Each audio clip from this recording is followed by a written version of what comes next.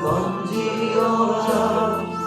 누가 저 형제를 구원하랴.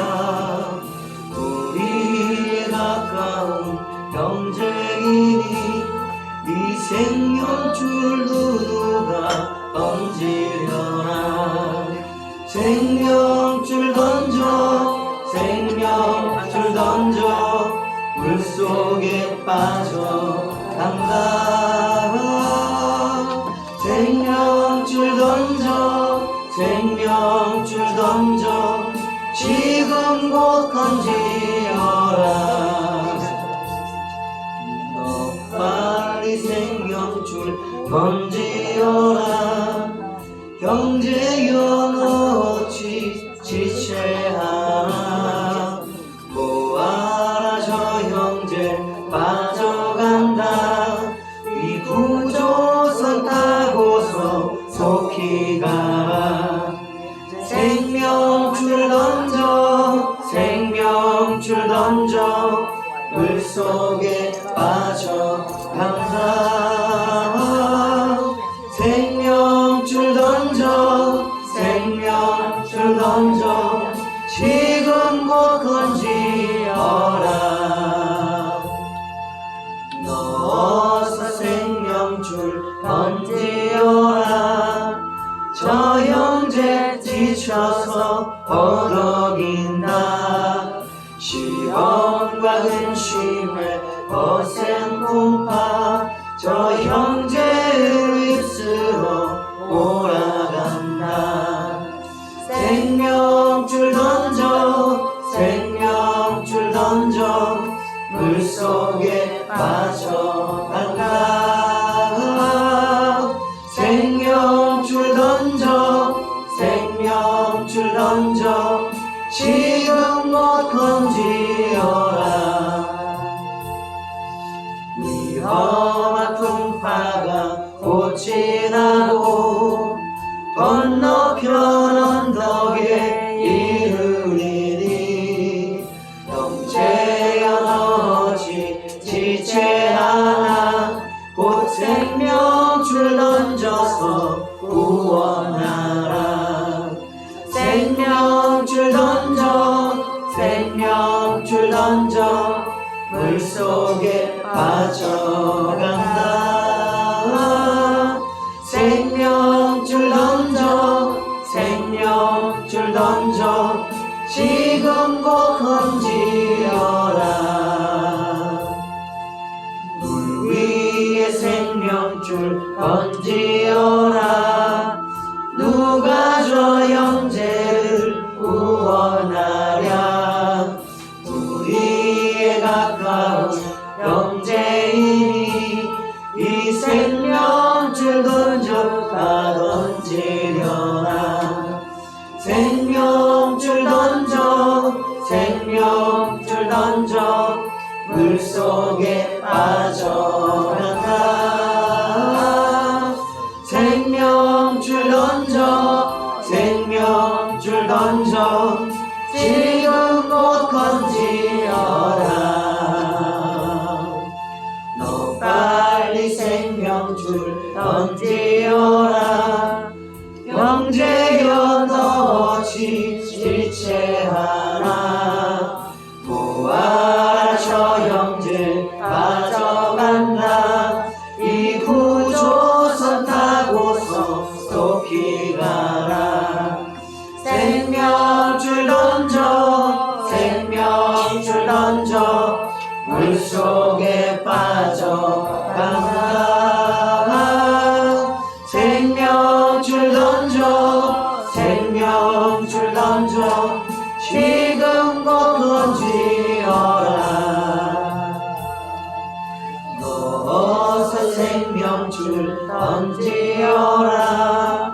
저 형제 지쳐서 허덕인다. 시험과 근심에 거센 풍파, 저 형제를 입술로 몰아간다. 생명줄 던져, 생명줄 던져, 물속에 빠져간다.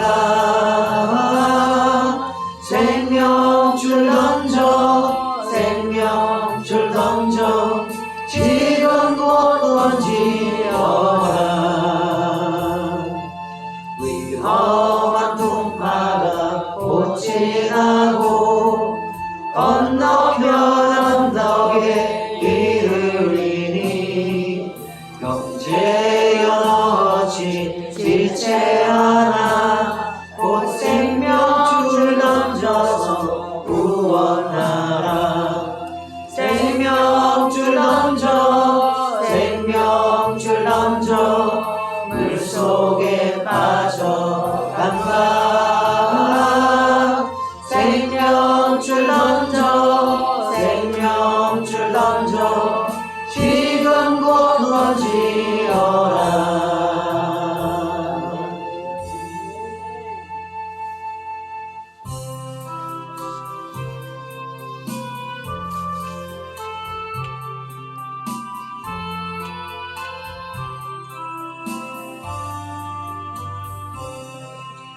주 날개 위 내가 편안히 쉬네. 밤빛꽃 비바람 불어쳐도 아버지께서 날 지키시니 거기서 편안히 쉬리로다. 주 날개 위 평안하다. 그 사랑 그들 찾미로.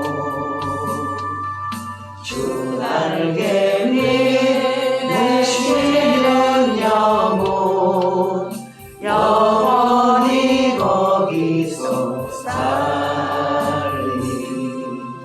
주 날개 위 나의 피난처 되니 거기서 쉬기를 원하노라. 세상이 나를 위로치 못하나 거기서 평화를 누리리라. 주 날개 위 평안하라. 그 사랑 그늘 찾으며. 주 날개 위 내 쉬는 영혼 영원히 거기서 살리. 주 날개 위 참된 기쁨이 있네.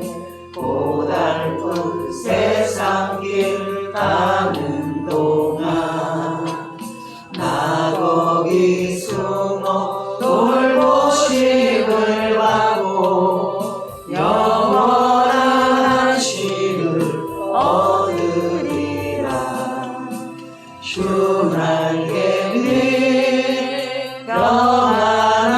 평안하다. 그 사랑 그들 찾으며. 주 날개 위 내 쉬는 영혼 영원히 거기서 살리.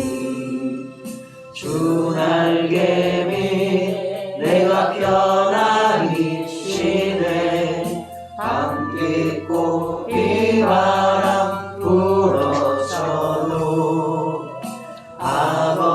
아버지께서 날 지켜주시니 거기서 편안히 쉬리로다. 주 날개 위 평안하다. 그 사랑 그늘 찾으며. 주 날개 위 내 쉬는 영혼 영원히 거기서 살리. 주 날개 위 나의 피난처 되니 거기서 쉬기를 원하노라. 세상이 나를 위로치 못하나 거기서 평화를 누리리라.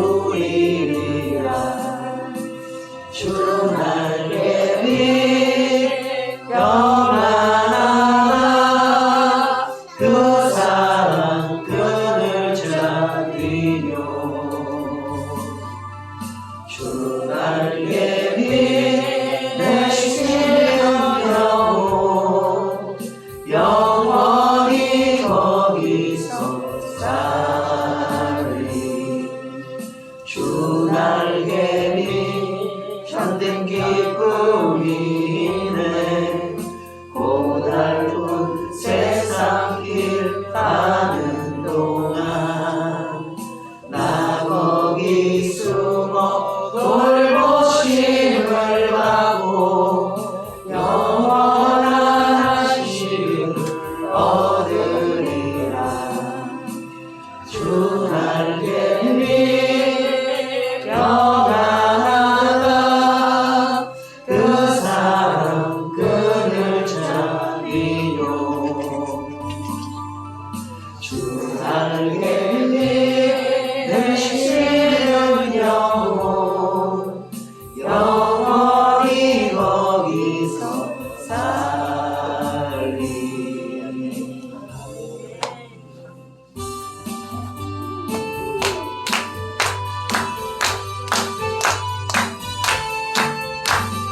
나의 죄를 씻기는 예수의 피밖에 없네.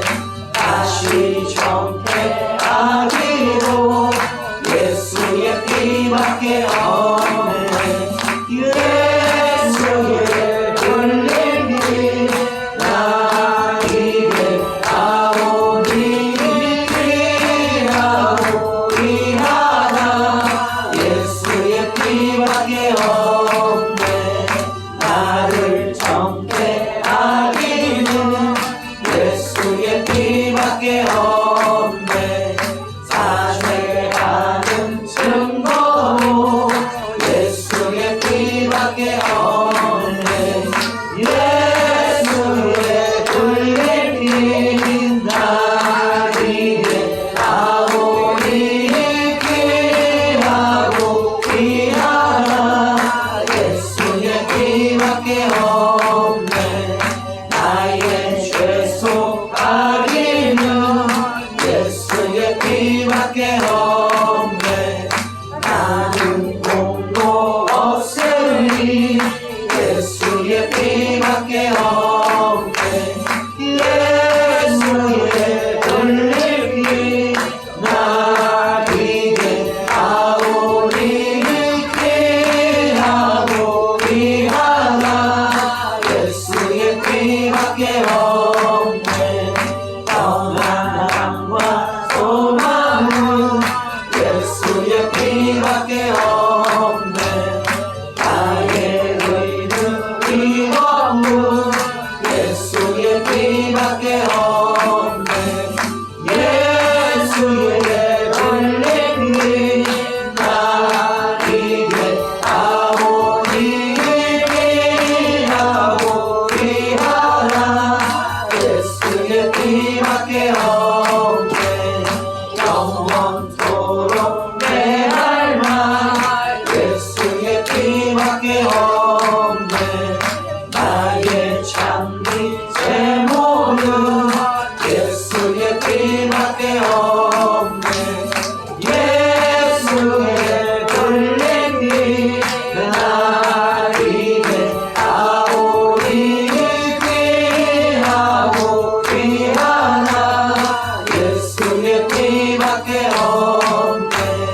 나의 죄를 씻기는 예수의 피밖에 없네. 다시 정퇴하리로 예수의 피밖에 없네. 예수의 흘림이 나에게 아오니 귀하고 귀하나. 예수의 피밖에 없네. 나를 정죄하기는 예수의 피밖에 없네. 사죄하는 증거로 예수의 피밖에 없네. 예수의 흘림이 나에게 아오니 귀하고 귀하나.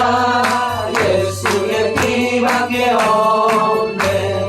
나의 죄 속하기는 예수의 피밖에 없네.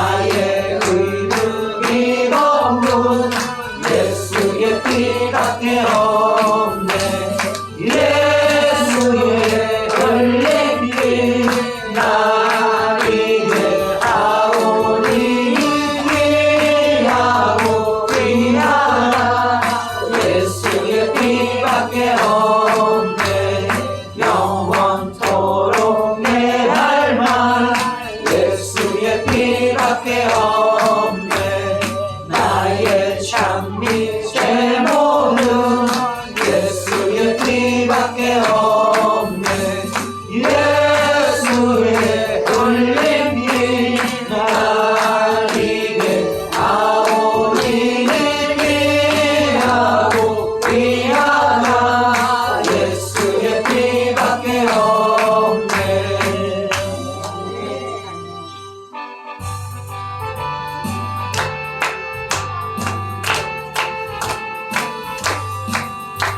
빛의 사자들이여 어서 나서 어둠을 물리시고 주의 진리 모르는 백성에게 복음의 빛 비춰라 빛의 사자들이여 복음의 빛 비춰라 괴로운 밤 밝게 비춰라 빛의 사자들이여 선한 사역 위하여 힘을 내라 주 함께 하시겠네 그의 크신 사랑을 전파하며 복음의 빛 비춰라 빛의 사자들이여 복음의 빛 비춰라 괴로운 밤 밝게 비춰라 빛의 사자들이여 주님 부탁하신 말씀 정하여 이 진리 전파하라 산을 넘고 물 건너 힘을 다해 복음의 빛 비춰라 빛의 사자들이여 복음의 빛 비춰라 괴로운 밤 밝게 비춰라 빛의 사자들이여 동서남북어디나 땅끝까지 주님만을 시하고 눈어 부어 겉보는 백성에게 복음의 빛 비춰라 빛의 사자들이여 복음의 빛 비춰라 괴로운 밤 밝게 비춰라 빛의 사자들이여 빛의 사자들이여 어서 가서 어둠을 물리치고 주의 진리 모르는 백성에게 복음의 빛 비춰라 빛의 사자들이여 복음의 빛 비춰라 괴로운 밤 밝게 비춰라 빛의 사자들이여 선한 사역 위하여 힘을 내라 주 함께 하시겠네 주의 크신 사랑을 전파하며 복음의 빛 비춰라 빛의 사자들이여 복음의 빛 비춰라 괴로운 밤 밝게 비춰라 빛의 사자들이여 주님 부탁하신 말 순종하여 이 진리 전파하라 산을 넘고 물 건너 힘을 다해 복음의 빛 비춰라 빛의 사자들이여 복음의 빛 비춰라 괴로운 밤 밝게 비춰라 빛의 사자들이여 동서남북어디나 땅끝까지 주님만 의지하고 눈도 뜨고 못 보는 백성에게 복음의 빛 비춰라 빛의 사자들이여 복음의 빛 비춰라 괴로운 밤 밝게 비춰라 빛의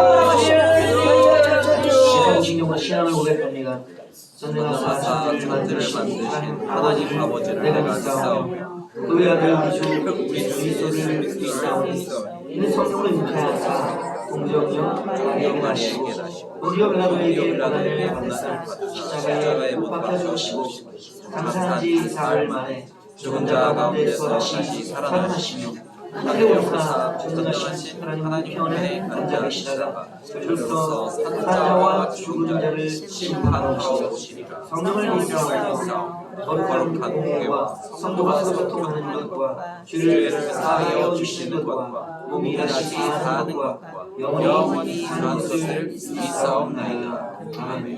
오늘 보실 말씀은 누가복음입니다. 누가복음 1장 5절에서 25절까지 누가복음 1장 5절에서 25절까지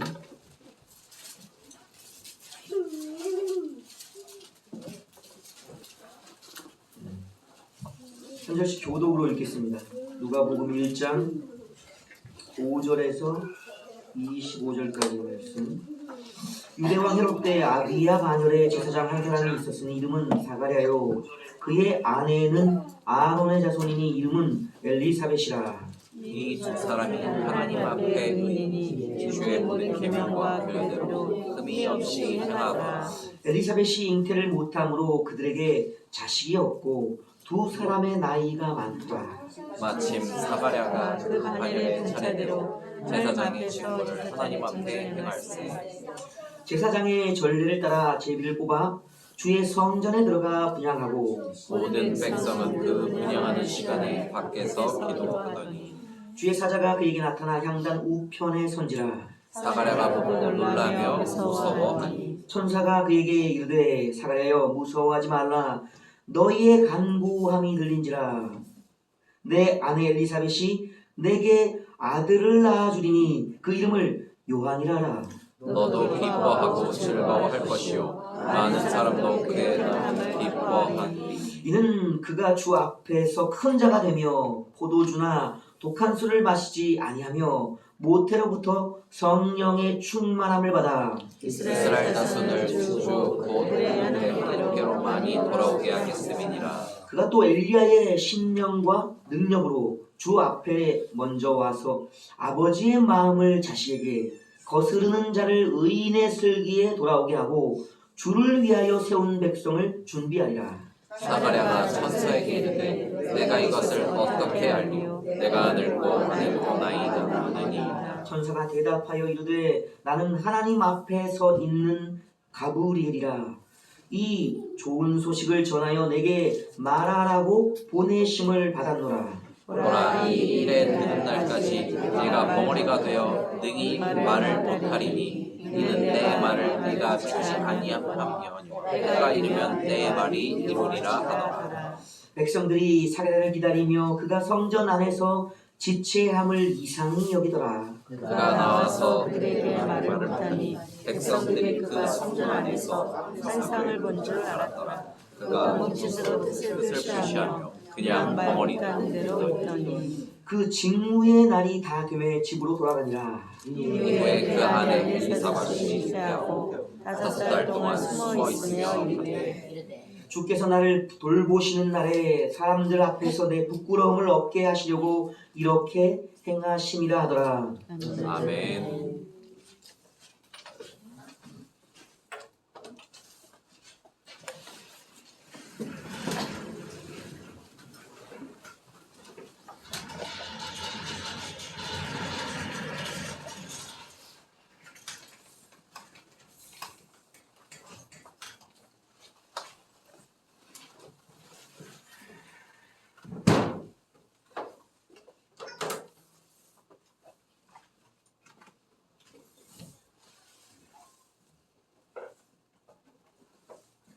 오늘 주보에 이름을 수정을 안 했습니다. 목사님 설교하셨어야 되는데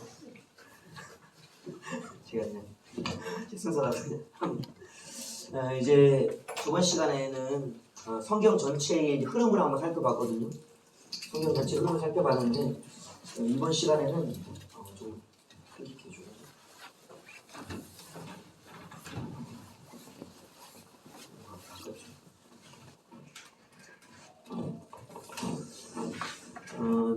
누가복음을 본격적으로 이제 시작하면서 이제 우리가 확인해야 될 것들이 있습니다. 그것은 뭐냐면 그 복음서는 두 가지의 면을 가지고 있어요. 하나는 이제 복음서의 주인공이시죠. 이제 예수님에 대한 이야기, 이제 그것을 이야기하는 반면에 또 다른 이야기가 있어요. 그러니까 우리가 예수님의 두 이야기가 있다는 것은 이제 알고 계시잖아요.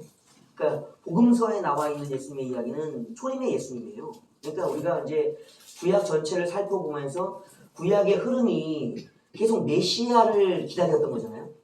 그리고 이제 그 메시아가 남자와 여자 사이에 여자의 후손으로 이제 올 것을 기다렸기 때문에 어느 가정에서 메시아가 이제 나타날 것인가 그것은 이제 지켜보는 거였어요. 그렇죠? 예. 그런 과정 중에 이제 성경에서 말하는 이제 메시아의 가문이 이제 추려지죠, 자꾸.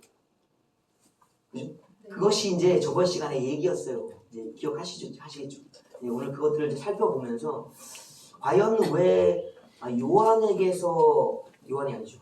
사가랴와 엘리사벳에게서 요한이 나왔는지, 그리고 요셉과 마리아에게서 예수라는 인물이 탄생하셨는지. 그러니까 이제 결과적으로는 예수님이 오기까지 우리가 그때도 예수님이 메시아인 걸 몰랐잖아요. 우리는 알고 있지만. 그러니까 왜 메시아가 그렇게 올 수밖에 없었는지를 이제 우리는 이해를 해야 돼요. 그래야지만 복음서가 이해가 되면은 사복음서가 이제 하나로 뭉쳐집니다. 그러면 이제 예언의 성취가 끝나는 거예요, 사실은. 그럼 계시록에 왜 두 증인이 나와야 되는가 하고 왜 두 증인 뒤에 적글씨가 나와야 되는지 그리고 그 이후에 다시금 예수가 오셔야 되는 이야기들이 명확해지는 거예요. 그래서 우리가 이제 계시록이 어려운 이야기는 구약을 잘 모르기 때문이고 또 구약의 이제 완성판인 복음서를 사실 모르기 때문에 그런 거예요. 복음서를. 그러니까 복음서를 알면 계시록은 볼 필요가 없습니다, 사실은. 알아지는 거입니다. 그렇게 생각하시면 되겠습니다. 그래서 이제 오늘 우리가 이제 누가복음을 살펴보면서 누가복음을 잘 보는 이유는 뭐냐면 나머지 세 가지의 복음서들을 이해하기 쉽게 하기 위한 거예요. 그러니까 복음서 어느 하나의 복음서만 잘 이해해도 나머지 세 복음서를 다 이해할 수 있다. 그래서 하나로 묶어낼 수 있다. 그래서 묶어내면 계시가 풀린다. 이제 그런 얘기입니다. 아시겠죠? 쉬운 얘기입니다. 어렵게 생각하지 마시고 쉽게 접근해야 돼요. 1 더하기 1은 2다라는 생각으로 접근하셔야지 여기서 괜히 엉뚱한 생각하시면 머리가 아파져요. 힘들어져요. 그러니까 쉽게 접근하다 보면 나중에 어려운 것도 대입이 돼서 풀려지는 거예요. 그렇게 아시면 되겠어요.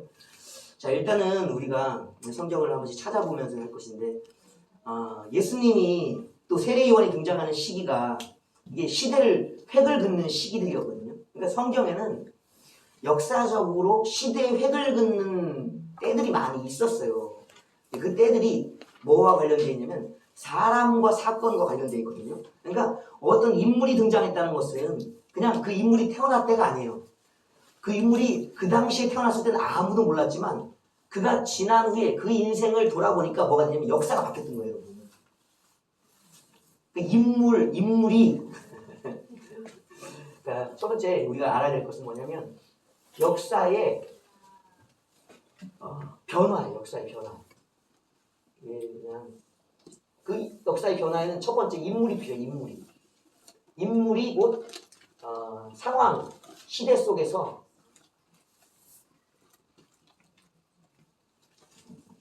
이 역사를 변화시킵니다. 그러니까 역사는 그냥 흘러가는 거예요. 우리가 우리의 일상도 그렇죠? 한번 돌이켜보세요. 지금 이제 살아오셨잖아요. 사실 만큼 살아오셨잖아요. 아직 돌아가실 날은 많이 남았어도 그래도 사실 만큼 사셨잖아요. 적어도 한 20대 이상 다 넘으셨을 테니까. 그럼 돌아보십시오. 내 인생이 태어났을 때부터 지금까지 어떠했는지. 획을 그을 만한 일이 있었어요? 내 인생을 기념비적으로 기록할 만한 A4 쓴다면 나의 인생 1살 때부터 지금까지 인생을 정리해서 이런 어떤 시대적 상황에 어떤 획을 그을 만한 일이 있었는지 한번 살펴보세요. 쓰라 그러면 많은 인생을 막 험악한 인생을 사는 것 같은데 막상 쓰려고 하면 내 생각과는 다르게 쓸만한 이야기가 사실은 많이 없어요. 그게 이제 그 기록으로 남기는 역사와 내가 생각하는 이미지적 역사의 차이거든요. 이 역사의 차이가 뭐냐면 이 성경이에요. 성경. 그러니까 세속사의 것들도 역사가 있지만 이 성경은 믿음의 사람들의 여정, 특별히 구원의 사람들의 인생의 여정 중에서 가장 탁월했던 어떤 변화점들을 기록한 거예요. 그러니까 인류사에 흘러오던 세속사 말고 하나님이 세상을 향하신 구원의 사역을 그 중에 가장 기록할 만한 중요한 인물들과 그 시대의 일들을 기록한 게 이 성경이거든요. 그래서 세속의 역사에는 예수님의 이야기 한 줄밖에 나와 있지 않죠.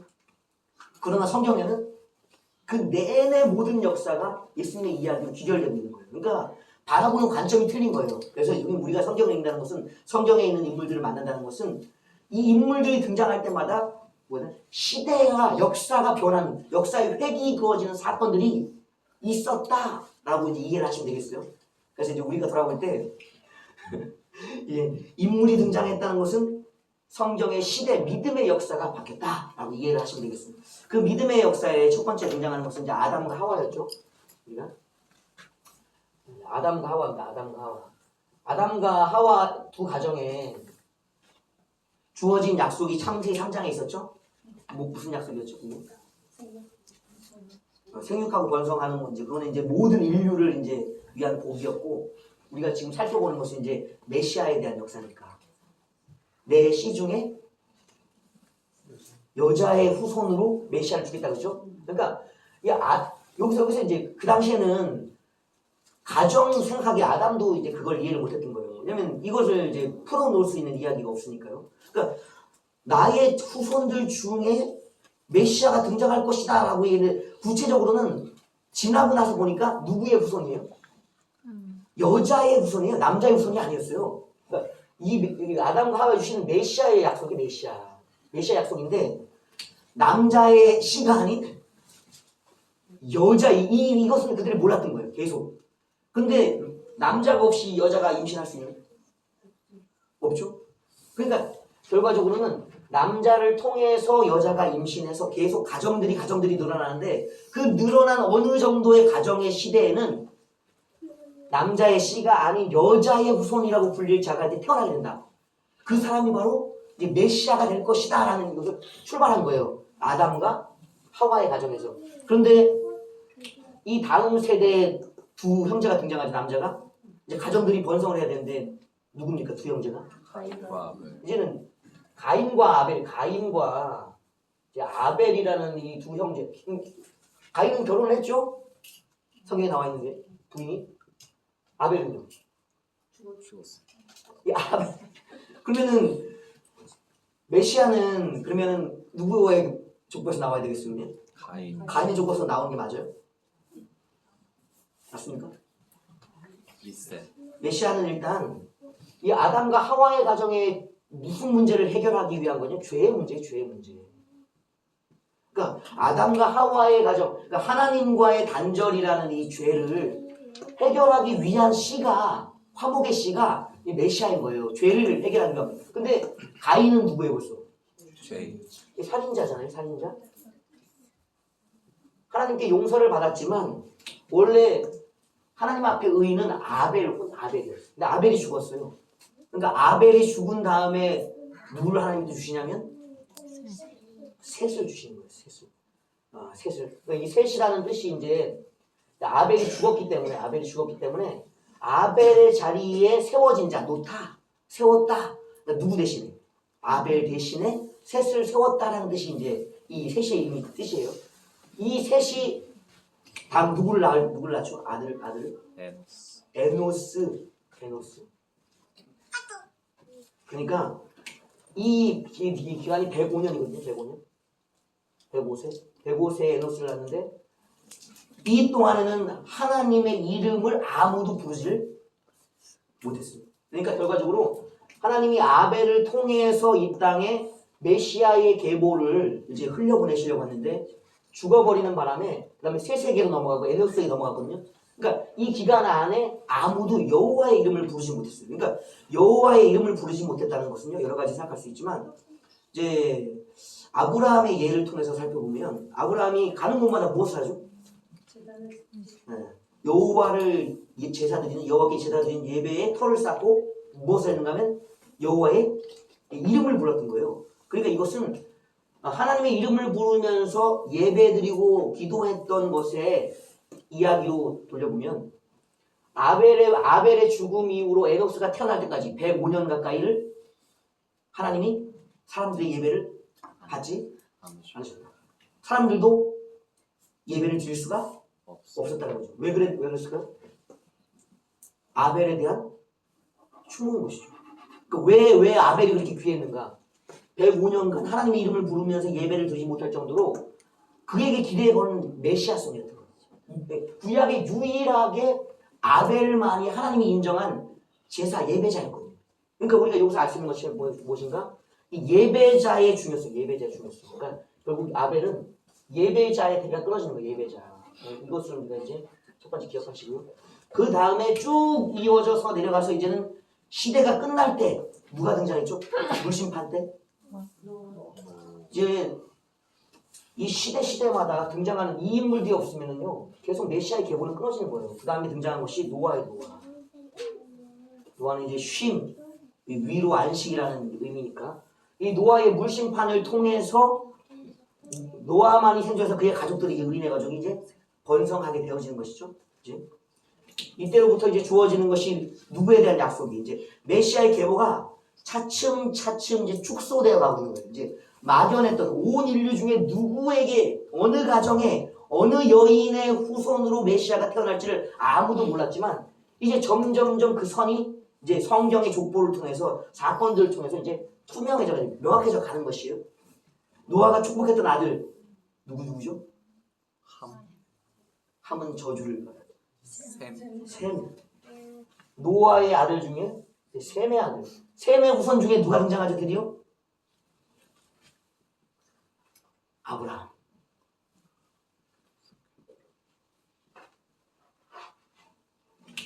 이제 가정이 아브라함의 가정으로. 그러니까 셈 자체에도 자녀들이 많았잖아요. 이 셈 자녀들 중에 특별히 아브라함으로 하나님의 언약, 믿음의 조상을 삼아서 그 믿음에서 난 씨, 그를 이제 메시아로 세우기 위한 하나님의 구체적인 방향이 이제 정해지죠. 아브라함에게는 또 두 아들이 있었죠. 누가 있었죠? 처음에는 이스마엘이죠. 두 번째가 이삭. 약속의 아들은 이삭이죠. 창세기 22장. 창세기랑 볼게요. 창세기 22장. 아브라함의 복은 아브라함이 하나님을 믿었기 때문에 받은 복이거든요. 근데 그것만 가지고 있지 않아요. 하나님이 너의 씨 중에서 하나를 세우겠다. 특별히 사라에게서 나온 자를 세우겠다 하신 말씀과 함께 창세기 22장 18절이에요. 18절 22장 18절 시작. 또 내 씨로 말미암아 천하 만민이 복을 받으리니 이는 내가 나의 말을 준행하였음이라 하셨다. 이 말씀 지금 누가 대화하고 있는 거예요? 성경을 잘 보세요. 지금 이 말씀이 언약의 말씀이 누구의 말씀인지, 창세기 22장의 주인공이 누군지. 지금 이제 이 지금 아브라함에게 만약에 번제로 드려진 그 이삭의 번제 사건 이후에 이 내 씨로 말미암아 천하 만민이 죽었다. 그러니까 이 내 씨가 누구예요? 이삭. 사라를 통해서 낳을 아들이고 또 번제 사건 이후에 하나님이 지정하신 아들은 메시아의 계보는 이삭이에요. 그러니까 아브라함에게 있어서 아브라함이 등장할 때 이 모든 인물들이 등장할 때마다 누가 등장할 것을 기대해야 되냐면 메시아가 등장해야 될 것을 기대하고 있는 거예요. 이삭 다음에 나오는 사람 누구죠? 야곱과 에서. 이 두 사람 중에서도 누가? 왜 그럴까요? 장자의 축복은 이제 뺏은 것이잖아요. 원래 하나님이 처음에 리브가의 뱃속에 있을 때 큰 자가 작은 자를 섬길 것이라고 말씀해 주셨거든요. 그러니까 야곱이 장자권을 뺏지 않았어도 야곱은 하나님의 축복의 자식이 자체가 자녀인 거예요. 그러니까 우리가 야곱이 에서에게서 장자권을 뺏었기 때문에 그가 영적인 복을 받았다고 장자가 됐다고 생각하면 안 되는 거예요. 그것을 뺏기 전 어디에 있을 때? 뱃속에 있을 때부터 주어졌던 게 야곱에게 주어진 복이었던 거예요. 그러니까 야곱이 하나님이 예언해 주신 그 복을 기다리지 못하고 무엇했다? 에서에게서 뺏었기 때문에 문제가 발생했던 것 뿐이에요. 그러니까 장자는 계속 누구에게 정해진 하나님이 정하신 자들에게로 흘러가고 있었던 거예요. 그러니까 이 야곱과 에서 사건 이후에 장자권이 이제 누구에게 올라가죠? 육적 장자는 요셉에게로. 그러나 영적 장자는요 유다에게 흘러가요. 창세기 49장. 창세기 49장 8절. 창세기 49장 8절. 그러니까 우리가 생각하는 메시아의 계보가 사람에 의해서 메시아가 만들어지는 게 아니라는 사실을 우리가 지금 계속 확인하고 있는 거예요. 창세기 49장 8절 시작. 유다야 너는 내 형제의 찬송이 될지라. 내 손이 내 원수의 목을 잡을 것이요 내 아버지의 아들들이 내 앞에 절하리로다. 9절. 유다는 사자스스로다. 내 아들아 너는 움킨 것을 찢고 올라가도다. 그가 엎드리고 웅크림이 숫사자 같고 암사자 같으니 누가 그를 범할 때 10절. 주가 유다를 떠나지 아니하며 통치자의 지팡이가 그 발 사이에서 떠나지 아니하기를 실로가 오시기까지 이르니 그에게 모든 백성이 복종하리로다. 그러니까 실제적으로 이제는 가문의 가장, 육적 가장으로서는 요셉이 복을 받았지만 영적인 메시아의 약속을 받은 건 유다거든요. 유다의 이 자손 중에 이 메시아의 사명을 이어받은 게 누구죠? 우리가 저번 시간에 사무엘서를 살펴보면서 영원한 메시아의 왕위의 언약을 받은 게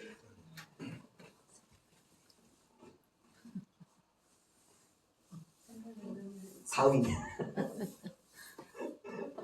다윗. 그러니까 다윗까지 오면은 이제는 얘기가 다 정리가 된 거나 마찬가지예요. 그러니까 하나님이 주실 메시아를 하나님이 어떻게 뽑아오셨는가가 이제 흐름이 여기 나오는 거예요. 계속 누구에게 계속 메시아가 태어날 것을 이제 알게 해주십니다. 첫 번째는 하나님이 택하신 자. 두 번째는 의인의 계보에서 태어납니다. 그러니까 지금 아까 전에 우리가 말씀 읽었던 거죠. 네가 내게 순종함으로 네가 나의 말을 믿었으므로라는 믿음과 순종의 사람들에 의해서 뭐가 계속 흘러가냐면 메시아가 계속 흘러져 가는 거예요. 그러니까 메시아는 아무 곳에서 사람들이 만들어내는 것이 아니라 누가? 하나님이 그를 믿고 순종하는 자들의 가문에서 일으키시려고 하나님이 계속 그 씨를 하나님이 보존해 가시는 것이. 그러니까 다윗 왕 때부터는 이제는 확정된 것이 어떤 메시아가? 왕권을 가진 메시아가 나온다는 거죠. 다윗 왕은 왕권을 가진 메시아, 왕권 메시아를 기다릴 수 있게 해주는 것이. 메시아의 사역은 세 가지가 있었죠. 세 가지 분야의 메시아가 있었죠. 예수님이 초림 때 오셔서 이루셨던 메시아의 직분들은 뭐가 있었죠?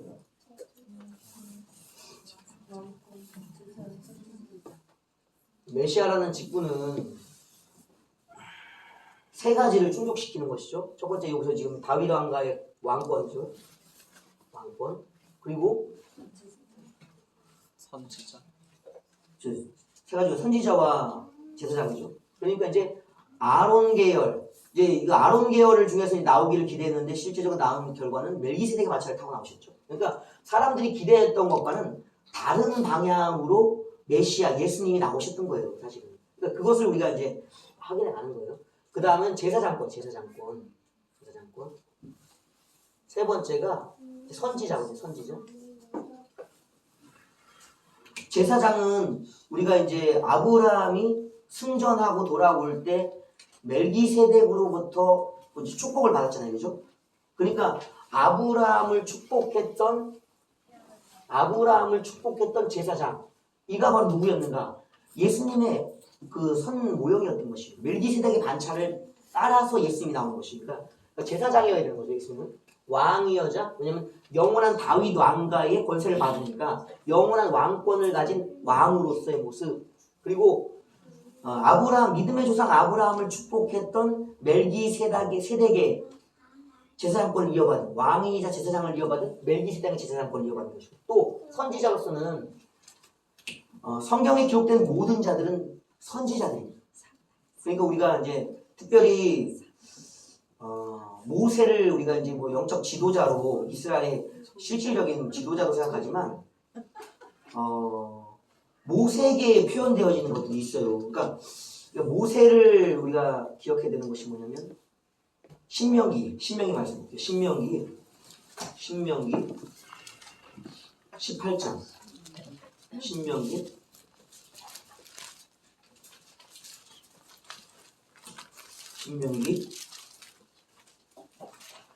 18장 18절. 신명기 18장 18절. 그러니까 메시아는 다윗의 가문에서 왕권을 이어받은 자가 되어야 하고, 제사장의 그 계보는 멜기세덱의 반차를 따라야만 하고요. 또 선지자로서는 왜 그가 선지자여야만 하는가? 창세기 신명기 18장 18절 시작. 내가 그들의 형제 중에서 너와 같은 선지자 하나를 그들을 위하여 일으키고 내 말을 그 입에 들이니 내가 그에게 명하는 것을 그가 우리에게 다 말하리라. 그러니까 왜 선지자로 예수님이 사역을 하셔야 하는가면, 그것은 이스라엘의 모세와 같은 지도자, 출애굽의 역사와 같은 또 다른 출애굽의 역사들을 이루어내는 사명을 그에게 주겠다고 했기 때문인 거예요. 그러니까 예수님의 사역 속에는 세 가지의 직분이 다 성취가 되어야 하는 것이 사실은. 그래서 첫 번째, 다윗의 왕권. 두 번째는 멜기세덱의 제사장권. 그리고 선지자 모세에게 약속한 이스라엘의 또 다른 너와 같은 선지자를 일으킨다 하신 그 약속들을, 삼직을 다 이루어내야지만 참 메시아인 거예요. 하나님의 아들로서의 메시아. 그러니까 사람이 만들어낸 메시아, 부분적인 메시아, 한 직이나 두 직을 감당하는 메시아가 아닌 삼직을 감당하는 메시아를 이제 완성해낸다는 것이죠. 그래서 예수님의 사역은 이 모든 게 성취되어야만 한다. 특별히 예수님이 초기 사역, 초림 때는 어떤 선지자성을, 메시아성을 이루셨는가? 제사장과 선지자라는 이 두 가지만 이루고 가신 거예요. 그 예수님의 사역이 완성이 안 되는 거죠. 그러니까 마지막 사역, 무엇을 위해? 이제는 왕권을 마저 이루기 위해서 오신 거예요. 예수님의 재림이라는 것은 구약의 모든 예언들, 특별히 메시아 예언을 온전히 이루기 위해서 오셨던 거예요. 그러니까 이것이 예수님의 사역의 비밀인 거예요. 예수님은 제사장 노릇을 하기 위해서, 선지자 노릇을 하기 위해서 오신 게 아니라 예언돼 있었기 때문에 그 예언을 성취하기 위해 이제 오신 거예요. 이제 그것을 우리가 기억해야 됩니다. 이 구약의 예언은 이제 어디서 끝나냐면 말라기서, 이제 말라기에서 끝이 나는데, 구약의 예언이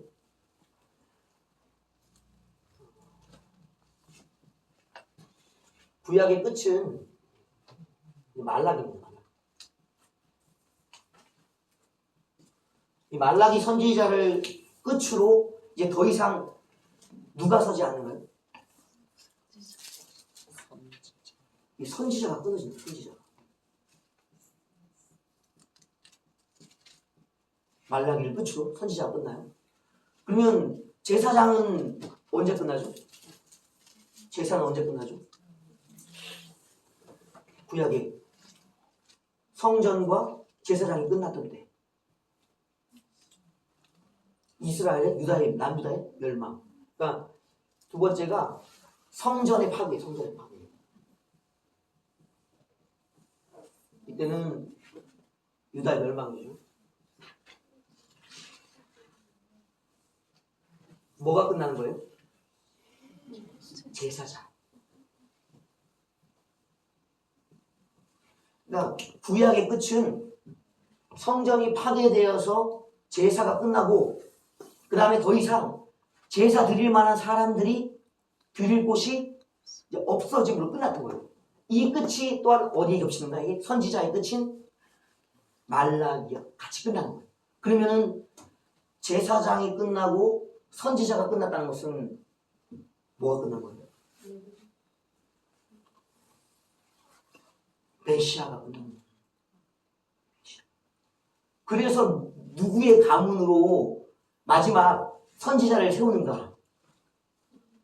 스가랴와 엘리사벳이라는 아론의 가문, 제사장 가문에서 이제 마지막 이제 헤롯 성전에서 드리는 그 성전에 나타나서 제사장 가문에서 마지막 선지자인 세례 요한을 일으켜서 세례 요한이 일어나야지만 누굴 세울 수 있습니까? 그럼 메시아는 아무나 알아보는 게 아니에요. 메시아는 선지자만이 알아보는 거예요. 메시아를 확인하는 일이 있다고, 확인. 이 확인이 어떻게 되냐면 우리가 이제 시므온에 대한 이야기를 우리가 기억하고 계시죠? 시므온은 어떤 자였어요? 일단 메시아를 기다리는 자였어요. 메시아를 소망하는 자, 메시아에 대한 소망이 있는 자였어요. 근데 그에게 특징이 있었어요.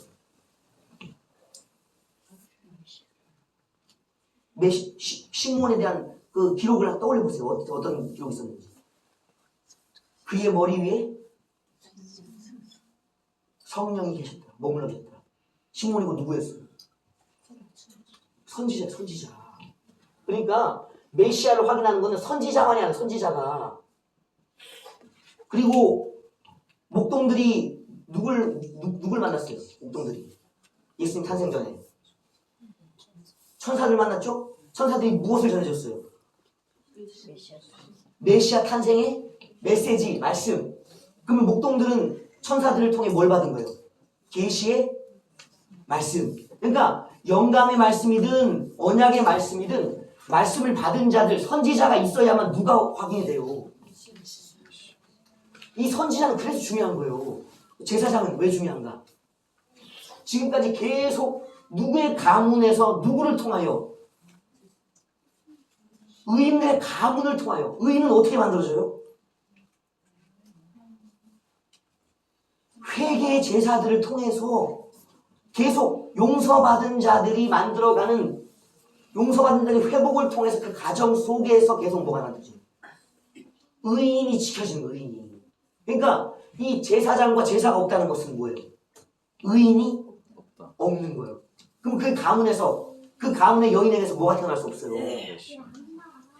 메시아가 태어날 수 없는 거예요. 그래서 선지자와 제사장의 이 필요성은 메시아가 누구인지를 알고 또 메시아가 태어날 수 있게끔 그 조건을 만들어내는 사명을 가진 자들이 바로 선지자와 제사장들인 거예요. 오늘 세례 요한은 말라기서에서 마지막 예언이 뭐냐면요, 엘리야에 대한 예언이거든요. 그러니까 예수님 탄생 전에 400년 전에, 이게 두 가정이 이제 드디어 등장하는데요. 마지막 말라기의 예언이 뭐냐면 너희에게 다시금 메시아를 준비시켜줄, 메시아를 맞을 준비를 하게 됩니다. 메시아가 누군지를 알아보게 할 수 있는 엘리야를 보내겠다 했거든요. 그러니까 세례 요한은 단순한 세례 요한이 아니라 말라기에서 예언하고 있는 400년에 뭐가 이루어지고 있는 거예요? 400년에 예언과 기도가 400년에 기도가 누구에게? 오늘 스가랴와 또 엘리 사벳에게 요한이라는 아들로 성취되는 거예요. 그러니까 요한의 탄생은요, 그냥 요한이 났어, 천사가 선지자 하나를 우리에게 보내줬다가 아니라 이 400년 말라기에서 끝나버렸던 성취. 누구? 마지막 시대의 선지자 엘리야. 마지막 시대. 누구? 어떤 시대? 메시아가 온 시대에 그를 알아볼 수 있는 선지자를 주신 거예요. 그러면 이 이야기는 뭐냐면 초림 때의 이 이야기가 세례 요한을 통해서 말라기의 엘리야가 태어나게 되었다면 예수님의 재림 때는 그때 우리는 메시아를 어떻게 알아볼까요? 인나팔 대접에 수많은 메시아들이 등장해서 미혹을 했나요? 그 메시아를 증언할 사람, 종말의 때, 이때 예수님의 초림 때는 엘리야 역할을 세례 요한이 했지만 마지막 재림 때는 누가 해요? 그게 바로 두 증인인 거예요. 그 두 증인은 누구여야만 하는가? 첫 번째, 선지자여야만 합니다. 계시록, 요한계시록 11장. 요한계시록 11장.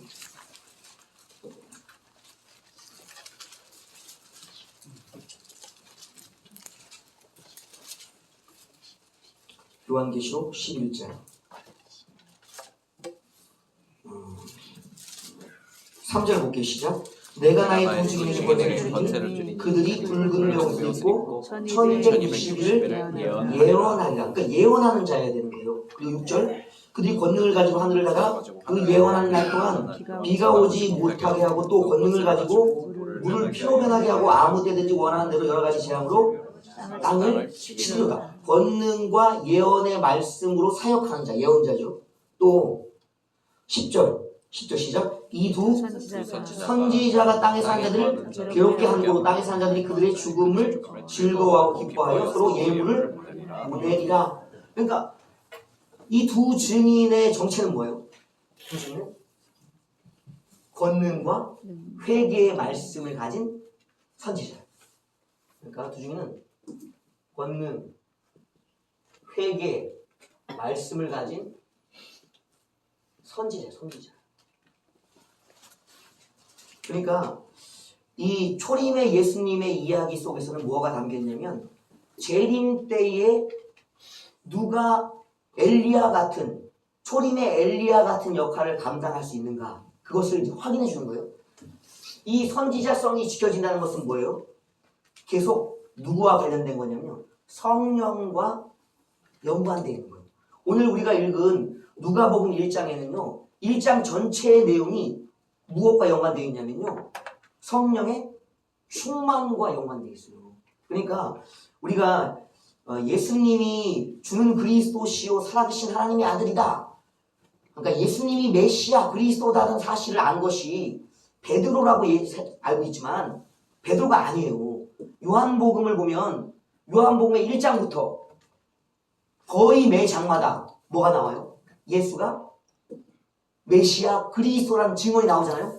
그러니까 베드로가 예수님을 메시아로 하나님의 아들로 알아본 그 사건 이전에 벌써 예수님이 태어날 때부터 그리고 예수님이 사역을 시작할 때부터 예수님을 뭘로 알아봤어?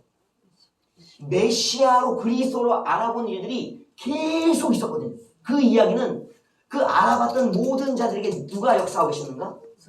성령이 역사하고 계셨다는 거예요. 그러니까 오순절 날에 있었던 마가의 다락방의 사건 있기 전에도 오늘 1장에 성령 충만한 사람들이 등장하지. 누가 보면 1장에? 누가 성령 충만한 사람 등장해요? 누가 보면 1장은 우리가 다 읽지 않았지만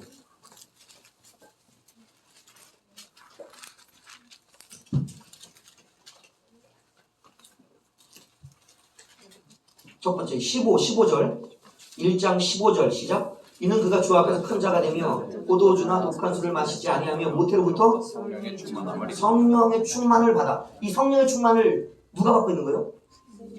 세례 요한이 세례 요한. 그러니까 세례 요한이 이 메시아에 확인한 선지자예요. 세례 요한이 언제부터? 태어나기도 전부터 성령 충만. 선지자는 성령의 충만이에요. 성령의 충만. 이것이 모태로부터. 그러니까 아직 사람이라고 불릴 만한 어떤 일이 시작되기 전부터 뱃속에서 충만을 경험하고 태어나는 거예요. 그러니까 선지자의 이 기름 부어줌, 선지자가 만들어지는 것은 사람이 만들어지는 거예요? 아니요. 사람이 메시아를 알아볼 수 있는 선지자가 되어지는 게 아니에요. 성령이 언제부터? 태어나기도 전부터 그를 그러하게 알아볼 수 있는 사람으로 만들어가고 있다는 것이 첫 번째. 두 번째는 35절 시작. 천사가 대답하여 이르되 성령이 내게 임하시고 지극히 높으신 이의 능력이 너를 덮으시니 이름으로 나실 바 거룩한 이는 하나님의 아들이라 일컬어지리라. 그러니까 하나님의 아들이라는 메시아를 누가 알아보고 있냐면 천사를 통해서 마리아가 알고 있다는 거예요. 뭘? 마리아에게 성령의 충만이 임함으로 내게서 태어날 자가 바로 메시아라는 사실을 알게 된다는 거예요. 그러니까 메시아를, 예수가 메시아라는 사실을 누가 알고 있어요? 또 어머니 마리아. 아직 뭐 하기도 전에, 잉태하기도 전에. 그러니까 성령의 충만을 태아의 뱃속에 아기일 때, 그리고 태어나기도 전에, 아기가 벌써 생기기도 전에, 그리고 또 누가 있냐?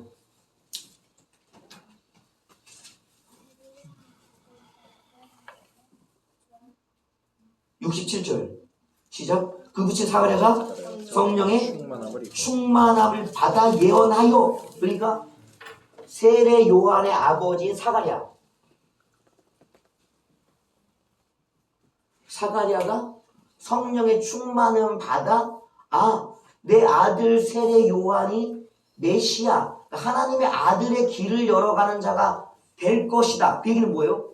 메시아가 지금 오는 때, 지금 오신다고 이제 얘기를 하고 있는 거예요. 누구의 때? 내 아들의 때에 내 아들이 메시아가 올 것을 예언하는 메시아의 때가 지금이다라고 예언하는 일을 사가랴가 했다는 거예요. 사가랴뿐이 아니에요.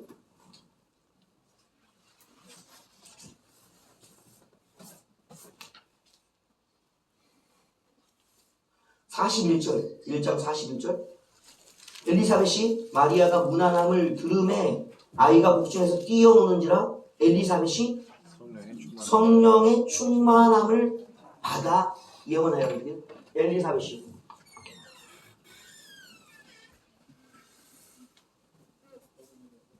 이 이야기는 메시아를 알아보는 자들이 많이 있었다. 언제? 예수님이 태어나기도 전부터. 그러면 우리가 앞으로 맞이할 재림의 예수님의 이야기들, 하나님이 아들이 언제 오실지를 알 수 있을까요? 없을까요? 있을까 없을까요? 있어요. 방법은 뭐예요? 성령 충만. 성령 충만을 어떻게 받죠? 선지자는 어떻게 되는 거예요? 열심히 성경 공부를 하면? 뭐 하면? 열심히 학교 가서 배우면? 신학교 가서 배우면? 죄를 씻음. 첫 번째, 이 흐름을 보세요. 의인이어야 돼, 의인. 예수님의 두 부모, 물론 사가랴와 엘리사벳 두 사람도 뭐였어? 둘 다 뭐라고 본문에 뭐라고 해? 둘 다가 의인이었다고 말하죠. 마태복음에는 예수님의 두 어머니, 두 부모 요셉과 마리아가 뭐였다고 얘기해요? 의인, 의로운 자였다고. 그래서 이 400년의 예언과 기도가 그 시대의 엘리야라고 불리는 요한이 의인의 가정에서 그렇게 태어난 거예요. 성령의 부어침으로. 그러면 또 한 가정, 진정한 의인이 누가복음에서 말하고자 하는, 이제는 사람 사이에 하나님의 말씀과 성령으로 거듭나져서 거룩한 의인이 아닌 완전한 죄 없는 의인, 누구예요? 예수 그리스도. 메시아가 얼마 만에 예언의 말씀과 기도를 통해 4,000년.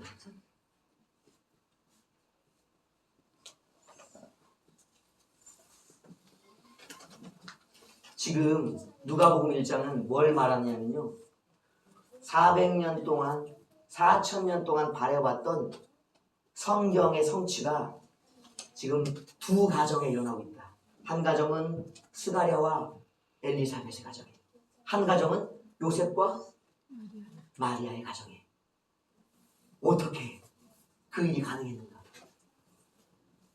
오늘 천사가 와서 그러죠. 너의 기도를, 내 간구함을 들었다. 뭘 기도했죠? 스가랴와 엘리사벳은 뭘 기도했죠?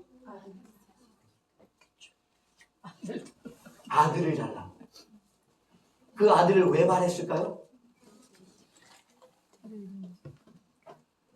우리는 메시아가 누군지를, 그리스도가 누군지를 알고 있지만 의인으로 살았던 가정에 두 남녀 부부가 바랬던 아들은 뭐였겠냐?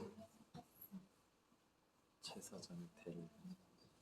그렇지. 이 제사장의 대를 입고 또 선지자 성령의 충만을 받았으니까 이것을 뭐 따로따로 보든 한꺼번에 묶어서 보든 뭘 바랬냐? 그 시대를 구원할 메시아로 내 아들을 원하는 거예요. 결국 그러니까 이루었다. 무엇을? 그 시대의 선지자를, 엘리야로 불리는 선지자를 메시아예요. 메시아. 누구예요? 참된 메시아가 오기 전까지 계속 메시아를 알아보고 지금 누가 알아봐요? 메시아는 선지자는 메시아이기 때문에 메시아를 알아보는 거예요, 여러분. 왕이기 때문에 왕권의 메시아를 알아보는 거고요. 선지자이기 때문에 선지자의 메시아를 알아보는 거예요. 제사장이기 때문에 제사장인 메시아를 알아보는 거예요. 상직의 메시아를 알아보려면 상직을 그대로 닮은 그리스도인만이 알아본다고. 그 두 증인이 뭐겠냐고요? 두 증인. 제사장이자 왕권을 가진 자이자 선지자인 자이기 때문에 누구를 분별할 수 있는 거예요? 적 그리스도, 거짓 왕권, 또 거짓 선지자 누구예요? 적 거짓 선지자. 그러니까 이 두 증인이 하는 것은 참된 메시아를 알았기 때문에 계속 증언하고 있는 증언. 자기가 무엇이기 때문에 자기가 선지자이자 제사장이자 자기가 또한 왕이기 때문에 거짓 적그리스도와 거짓 선지자들을 알아보고 누굴 계속 증언하고 기다리는 거예요. 예수가 메시아다. 예수가 왕이다. 예수가 참된 선지자다. 예수가 진정한 제사장이다. 라는 것을 이야기해 줄 수 있는 것이 이 누가복음 1장의 비밀인 거예요. 그러니까 오늘 우리는 이제 더 이상 메시아를 우리 가문에서 우리가 낳겠다고 생각하는 사람 없잖아요.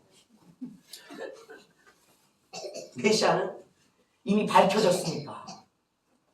우리는 밝혀졌기 때문에 더 이상 이제 그 스가랴 같이 내 자식이 이 시대의 메시아를 되기를 바라는 마음으로 기다리는 사람은 아무도 없다고. 이제는 나오는 사람들은 모두 누굴 기다려야 돼요? 메시아를 기다려야 돼요? 증인이 되기를. 누가? 우리와 우리의 자녀들이 누가 되기를 위해? 메시아가 되기 위한 게 아니라 증인이 되기 위한 것을 구해야 되는 거예요. 그래야지 지금 이제부터 다시 지금 몇 년 지났어요? 이 시대로부터 몇 년 지났어요? 시대가 2000년 2000년 말라기 끝으로 예언이 끝났잖아요. 말라기를 끝으로 400년간의 말씀이 말씀으로만 머물러 있는 때 그냥 기도만 하고 있는 이 400년의 기도가 계속 쌓여가고 있었던 거예요, 여러분. 기도가 4000년의 시간 동안에 이 말씀이 말씀으로만 남아 있었다고. 그리고 기도가 계속 쌓여가고 있었다고. 그 기도와 예언의 말씀이 세례 요한을 태어나게 하는 거예요. 누구로부터? 하나님의 선택으로부터. 예수님을 하나님의 선택으로부터 태어나게 하는 거예요. 그러면 다시금 지금 2000년이 지났으니까 2000년 동안 다시 오리라라는 메시아의 사명이라는 것이 어떻게 이루어지겠냐고. 아직까지 이 말씀은 뭘로 있어요?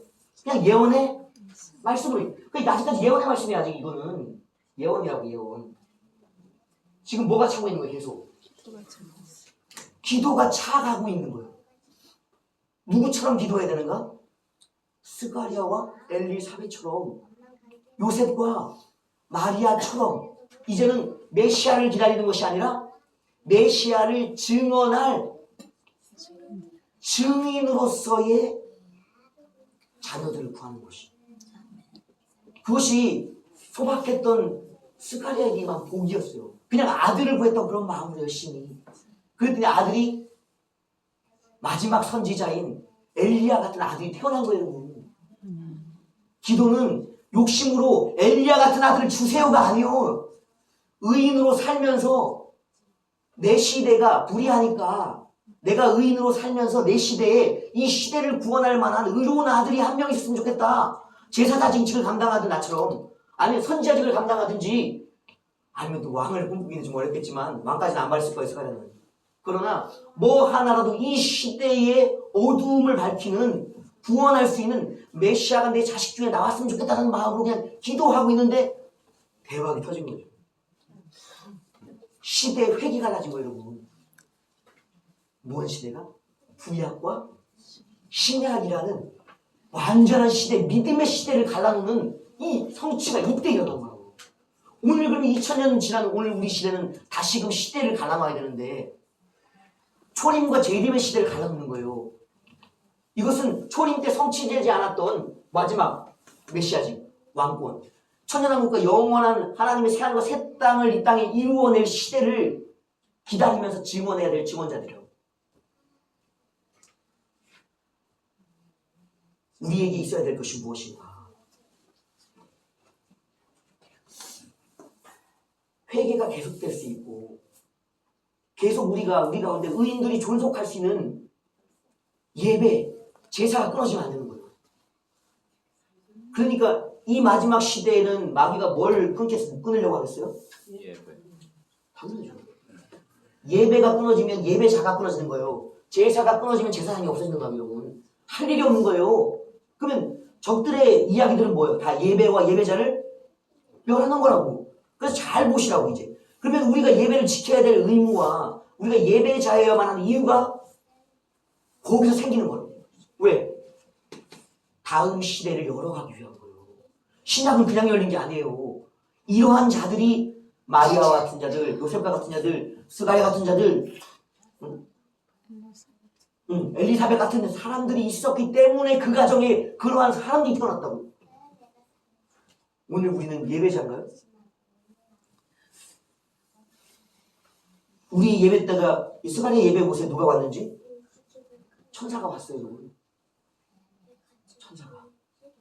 스가랴와 엘리사벳이 성령에 또 충만했다. 영적 존재들과 하나님과 교제하는 사이였다고. 그들의 예배가. 오늘 우리의 예배는요? 천사가 와요? 성령이 오셔요? 그렇지 않으면 선지자가 만들어질 수가 없는 거예요. 선지자는 내가 선지자로 본다고 선지자가 되는 게 아니에요. 하나님의 메시지가 임해야 되고요. 하나님의 영이 임해야 돼요. 그 영적 예배를 드려내는 자가 영적 예배자인 거예요. 바울의 이야기, 너희 육신을 가지고 영적 예배를 드려라 라고 얘기하잖아요. 그게 뭐예요? 몸이 나와 있는 게 아니에요. 우리 몸 안에 뭐가 있어요?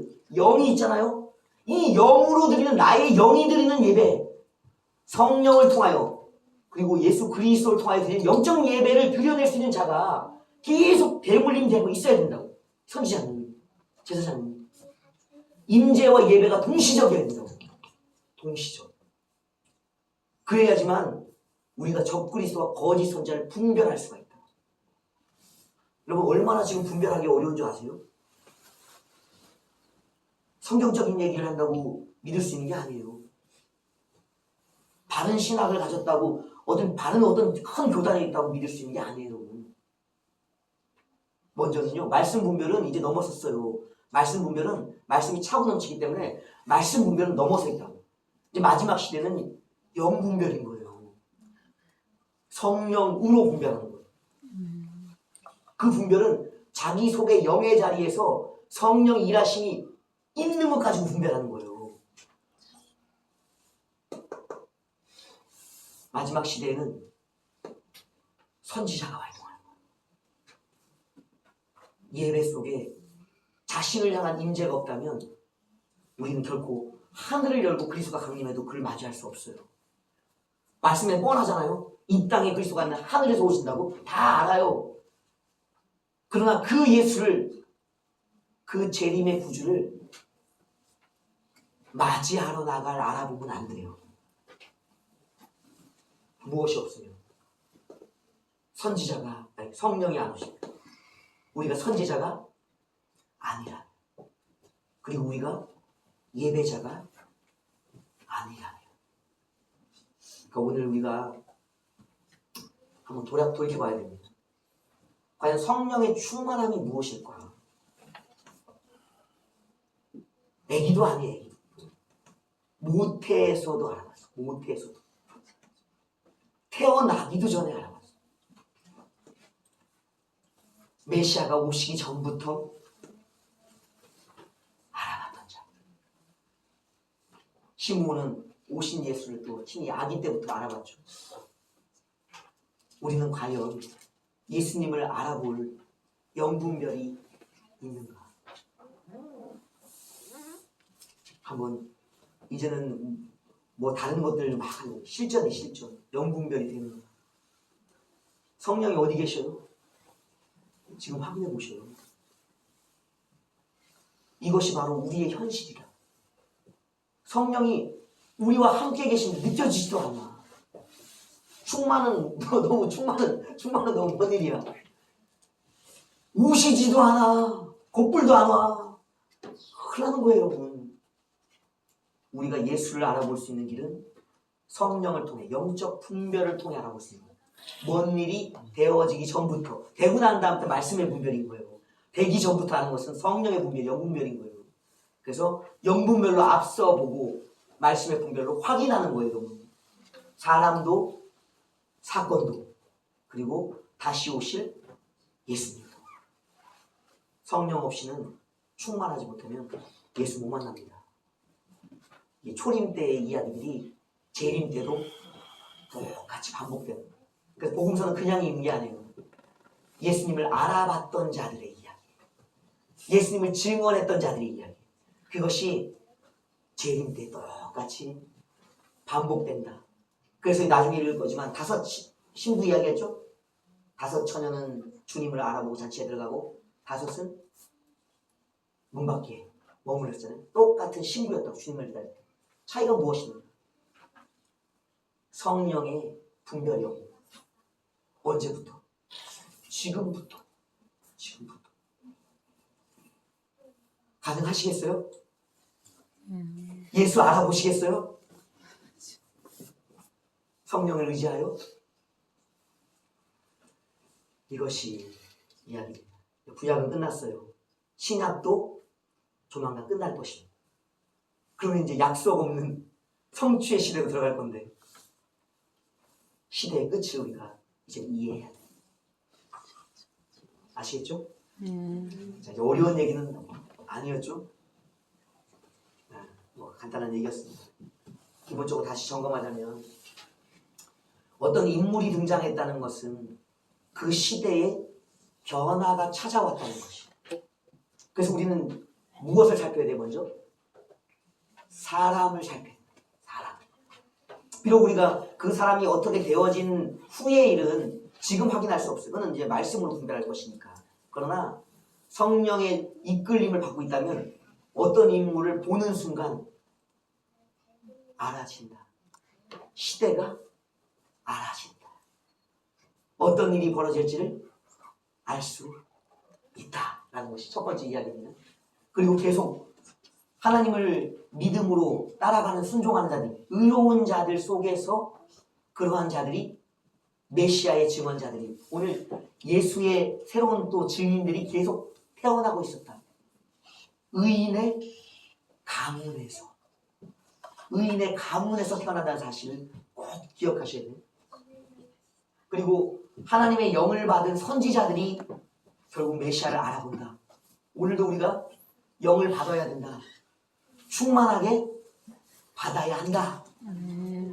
그리고 우리가 마지막 2 증인의 길들을 이어가는 그 길들에 있어서는 우리가 증인이어야만 돼요. 증인의 길들은 더 잘 아실 겁니다. 성경에 많이 나와 있습니다. 그 증인들의 길들이 이제 복음서에 계속 기록되어 있는 것이. 과연 나는 증인인가? 라는 부분을 돌이켜 생각해 보셔야 돼요. 이 증인이라는 말은요, 예수님의 시인과 관련돼 있어요. 너희가 나를 모른다고 하느냐? 나도 너희를 모른다고 하리라. 그러니까 예수님이 자기를 알아본다고 인정하는 증인, 그 사람들만을 예수님도 알아보겠다는 증인이 되고 싶다는 거예요. 그러니까 우리가 증인이 될 때 주님도 우리의 무엇이 되게 주님? 바꾸는 거예요. 증인과 증인, 그리스도인과 그리스도, 이것은요 같은 거예요. 어떤 부분에서 그러한지를 이제는 확인해 가셔야 된다. 무엇으로? 영을 통해 라는 거예요. 아셨죠? 영의 자리에 반응이 없이는 위험하다. 심히 위험하다. 영의 화답이 없이. 우리가 말씀을 우리가 믿을 것 같지만 사실 말씀을 믿지 못하는 게 우리 의지할 것 같지만 성령에 의해서 의지되어지는 거, 믿어지는 거지. 그래서 우리의 믿음이 아니에요. 어떠한 인물도 사람이 만들어낸 역사가 없어요. 400년의 중간기 때 사람들이 메시아를 자칭하고 역사를 바꾸려고 했어요. 그러나 성경은 어느 한 줄도 그 400년 침묵 기간의 이야기를 기록하지 않았습니다. 외경에만 기록되어 있을 뿐이에요. 하나님의 말씀에는 그 사람들의 400년의 노고가 하나도 인정되어 있지 않아요. 사람의 노력을 빼셔도 성령을 따라 사셔도 그것이 결론인 거예요. 자, 간단한 말씀 또 길게 했습니다. 한번 살피시면서 오늘 나는 성령의 보증 속에 있는지 또 말씀으로 그것을 확인하고 있는지 과연 나는 선지자인지 또 영적 예배를 드리는 예배자인지 그리고 더 나아가서 그리스도를 닮은 왕권을 가지고 영적 싸움을 싸우고 있는 승리자인지를 한번 보시면서 끊임없이 이 두 증인이 마지막에 가졌던 것, 그것은 회개의 말씀과 권능이에요. 회개의 권능, 말씀이 내게 있는지를 늘 돌아보면서 없다면 두 증인은 안 나온다. 다시 증인의 가문에서 증인이 나옵니다. 의인의 가문에서 의인이 나옵니다. 자, 오늘 이것을 떠올리면서 아름다운 교회는 안전한가? 증인을 만들어낼 만한 증인의 교회인가? 늘 점검하시길 바랍니다. 그렇죠?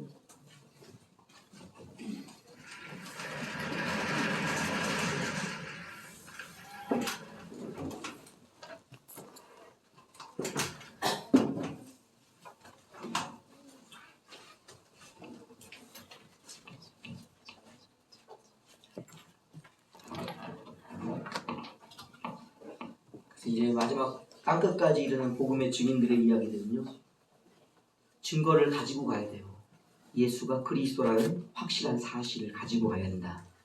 그 사실, 예수가 그리스도라는 사실의 증거가 성령의 인치심, 성령의 보증 속에서만 되는 거예요. 사람의 인정이 아니에요.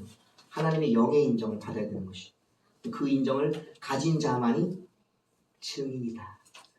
그가 바로 두 증인의 앞서 들어갔던 저 계보의 흐름에 이제 스승이 될 수도 있는 것이고 그들의 부모가 될 수 있는 거예요.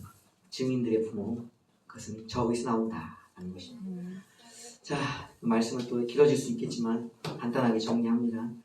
고백으로 마지막 말씀을 정리하겠습니다. 다 같이 이제 고백합니다. 나는 성령 받은 자인가? 성령 받은 자인가? 나는 예수를 영접한 자인가? 예수를 영접한 자인가? 나는 하나님의 하나님의 아들인가? 나에게 묻는다. 나에게 묻는다. 이것이 바로 자신에게 던진 질문이다. 여기에 답을 하실 수가 있어야만 한다. 말씀 마치겠습니다. 주님과 주신 기도로 예배를 마치겠습니다. 하늘에 계신 우리 아버지여, 이름이 거룩히 여김을 받으시오며 나라가 임하옵시며 뜻이 하늘에서 이루어진 것 같이 땅에서 이루어지이다. 오늘날 우리에게 필요할 양식을 주옵시고 우리가 우리에게 죄 지은 자를 사하여 준 것 같이 우리의 죄를 사하여 주옵시고 우리를 시험에 들게 하지 마옵시며 다만 악에서 구하옵소서. 내게 나라와 권세와 영광이 아버지께 영원히 있사옵나이다. 아멘. 편히 돌아가십시오. 광고를 해야 돼. 네. 김장 내일 9시에 모여서 30분 기도하고 예수를 갈 거거든요. 우리 여기서 남아서 하실 분. 남아서 하실 분.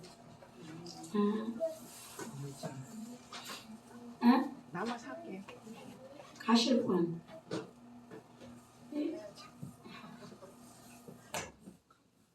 수학밖에 없네요. 양전사님 여기서 고추를 받아놔야 되고 방앗간을 왔다 갔다 갈아갖고 와야 돼. 차를 마주 끌고 다니면서. 응? 차량이 있대요. 선생님 있어야 된다고. 선생님. 그러면은 두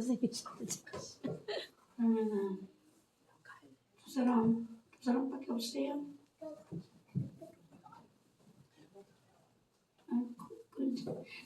정우성 집사님은 가는데 거기는 이제 묶어갖고 들을 때 하셔야지 씻는 거를 해야 돼. 씻는 거를 이거를 씻는 거를 안 씻어주는 거죠. 그분들이 그냥 절인 걸로 끝난 거죠. 그럼 전도사님 남으실래요? 제가 갈까요? 응? 여기 촬영을 해야 되는데. 네, 김유라 서건사님 가요. 내일 여기가 더 많은 것 같아. 여기가 밥이야. 김유라 쌤 어디 갔어요? 김유라 쌤 어디 갔어요? 아픈가? 그러면 다시 전화해보고 나하고 여기 몇 명이지? 어르신 둘, 네, 다섯. 서건사님은 내일 또 올 수 있어요? 저는 오전에 9시까지 분명도는 가야 돼. 그 일하러 가야 되는 게. 일하는 그렇지. 정장 권사님 여기서 일하시고 여기서 일을 여섯 분이 하시고 밤에 자다가 하나님 너는 넷으로 가라 뭐 가는 사람 너는 넷으로 가라 이런 사람은 내일 따라가시면 돼요. 이상입니다. 성령님이 하셔야 돼요. 알겠죠? 주기도 맞췄죠? 네.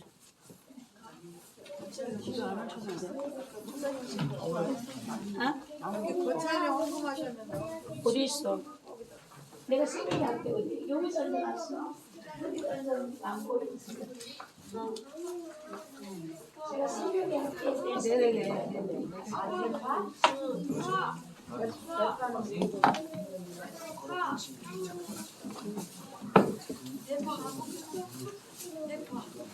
이거 끝났다. 참.